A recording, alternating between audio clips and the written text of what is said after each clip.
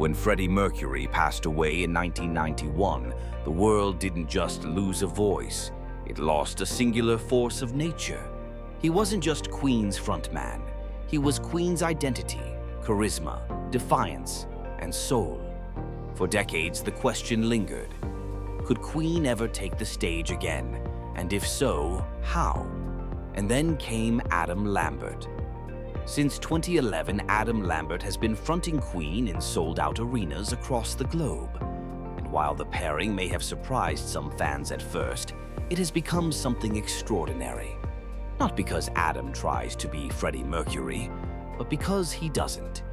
This is where the conversation often turns to Marc Martel, a phenomenally gifted singer. His vocal resemblance to Freddie is uncanny. So much so, he was chosen to lend his voice to the Bohemian Rhapsody biopic. When Martel sings, you'd be forgiven for thinking Freddie had returned. But that's exactly where the problem lies. Marc Martel is brilliant at channeling Freddie's sound. But if Queen were to take him on tour as their lead singer, the message becomes muddled. It begins to feel like an attempt to recreate the irreplaceable. And that's a dangerous illusion. Freddie Mercury isn't a role to be cast. He's a legacy, a spirit, a cultural icon who defied conventions and expectations. Any attempt to duplicate him, no matter how skillful, edges toward tribute rather than evolution. And Queen has never been about nostalgia for nostalgia's sake. Adam Lambert approaches Queen's catalog with reverence, but not imitation. He doesn't wear Freddie's crown. He doesn't try to. He brings his own voice, his own presence, his own theatricality to the stage. And in doing so, he allows Freddie's legacy to breathe without pretending it can be reproduced. There's a reason Brian May and Roger Taylor chose Adam. He has the vocal range, the charisma, and most importantly, the confidence to stand next to Freddie's memory without trying to compete with it. In interviews, May and Taylor have been candid. Adam isn't replacing Freddie. He's helping them honor him. And fans who attend Queen plus Adam Lambert shows don't leave with the feeling that they've seen a copy. They leave with a renewed appreciation for Queen's music, delivered with passion and authenticity. Let's talk stage presence.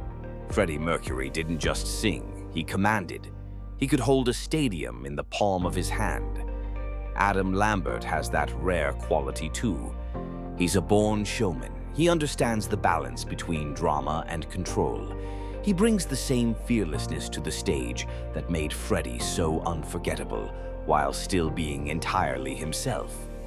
Marc Martel's strength lies in faithful recreation, and in that space he shines. But faithful recreation isn't what Queen needs. Queen is a band that's always looked forward, always innovated, always refused to settle. So the choice between Adam Lambert and Marc Martel isn't about who sounds more like Freddie.